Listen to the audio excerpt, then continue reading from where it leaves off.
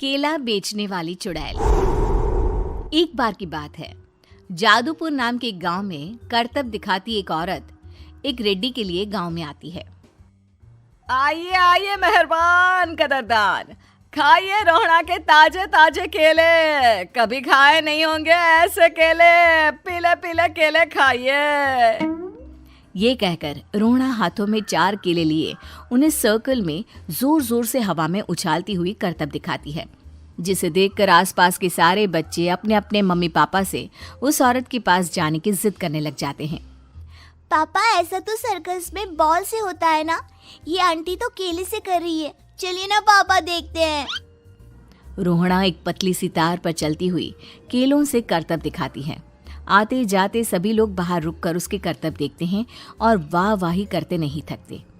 जैसे ही एक आदमी पास आकर उसे पैसे देने लग जाता है, तब वो कहती है, अरे नहीं नहीं साहब, मैं करतब तो बच्चों के मन को बहलाने के लिए करती हूँ।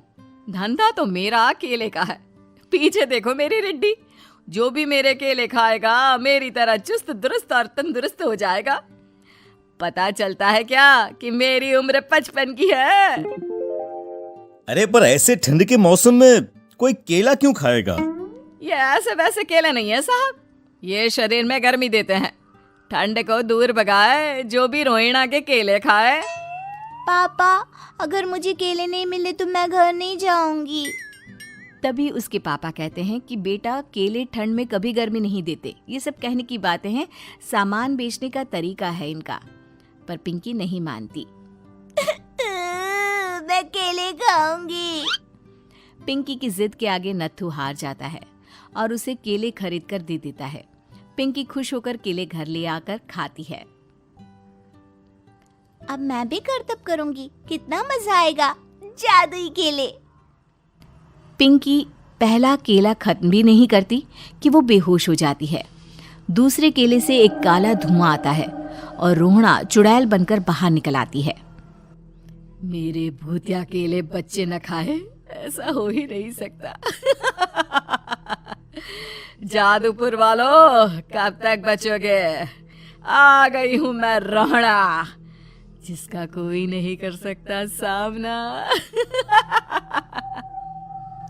रोहड़ा पिंकी को गोद में उठाकर काले धुएं में कहीं गायब हो जाती है।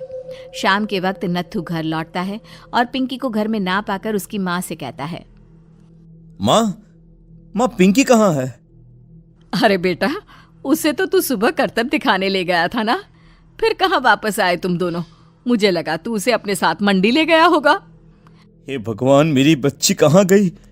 मैं उसे घर ही तो छोड़कर गया था माँ। नत्थू गांव के घर कोने में अपनी बेटी को ढूंढता है, पर उसे वो कहीं नहीं मिलती। परेशान होकर आखिर रो रो कर नत्थू हिम्मत हार कर घर लौट आता है। अगली सुबह रोहड़ा फिर से करतब दिखाने आती है और इस बार पिंकी की तरह रोनी केले खरीद लेता है।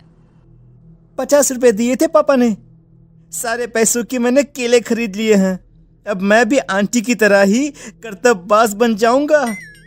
यही सोचते हुए रोनी केले खाता है और पहला अकेला केला आधा खत्म भी नहीं करता कि चुड़ैल उसके सामने आ जाती है।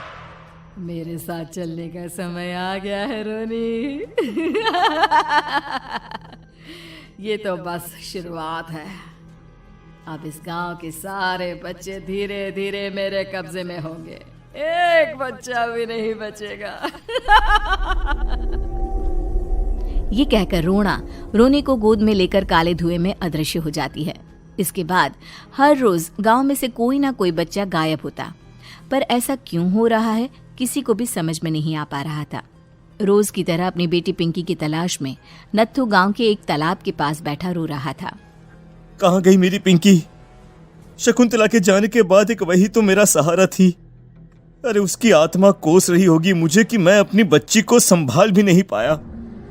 नत्थू ये कहता हुआ रो ही रहा था कि तभी तालाब में से उसे शकुंतला की आवाज सुनाई देती है। कहाँ थी तुम शकुंतला?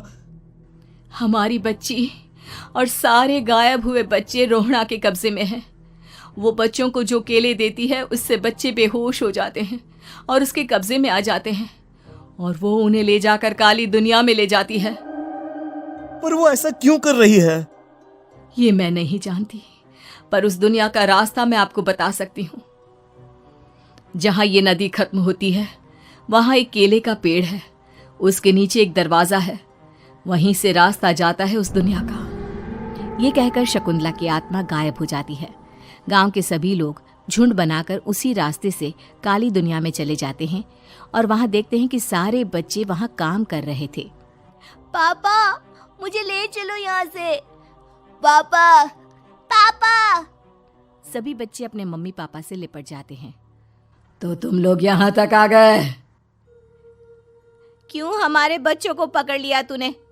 तुझे शिकार ही बनाना है तो ले, हम सब आ गए हैं, हमें खा ले। नहीं, मुझे बच्चे चाहिए। मेरे बच्चे के बदले तुम लोगों के बच्चे। क्या मतलब? मैं इसी गांव में रहने वाली एक औरत थी।